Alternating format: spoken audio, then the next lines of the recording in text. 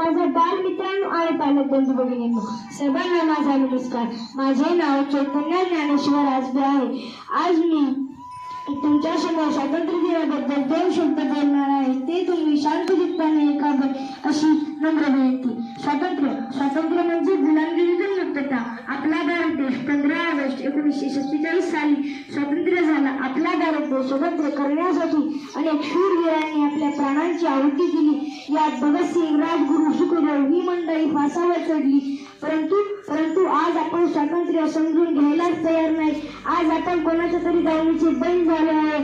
यात राजकारण, समाजकारण, अर्थकारण, धर्मसत्ता सर्वच ठिकाणी आपल्याला स्वातंत्र्याचा शहराचा वळणा पाहायला मिळतो.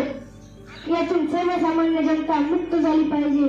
आपल्याला दिलेल्या मतस्वातंत्र्याच्या हक्काचा योग्य वापर करून येणाऱ्या काळात प्रत्येक स्वातंत्र्य दिन खऱ्या अर्थाने साजरा करून एवढे बोलून मी माझे भाषण संपवतो. आपली रजा घेतो. जय हिंद, जय भारत.